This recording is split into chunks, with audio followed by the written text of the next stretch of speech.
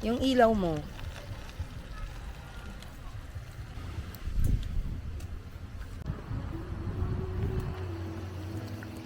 Hilaw pa yun, parang na-steam lang. May tuna sa gitna ng mga crabs. Dapat nilagyan mo wasabi.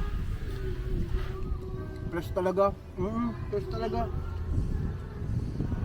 Bili pa tayo bukas. Tangi, meron pa nito. Dahil pa. Sarap. Tuna. Tuna. Ito pala yung setup namin ngayon. Simple lang. Simple lang pero rock. Next time, mag-upgrade ng gamit. Dadagdagan lang pala yung gamit.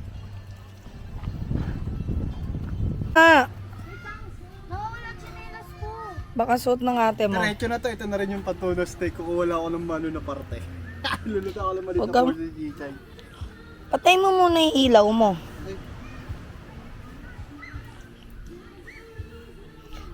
Ayan. Ano luto mo, Bal? Hindi ako magluluto. Kakainin natin to ng hilaw. Mag-slice lang ako. Tapos yan, crabs. Ayun pa yung pusit oh. Pusit nasa ilalim. Kano bili natin? Mura-mura lang yan. 480 lang. Tangay, 480 oh. 480. Almost 1.5 kilo. 1.5 kilo. Siyempre dito lang yan. Sa Dingalan. Tanga, lingga lang itong pinas. Super special.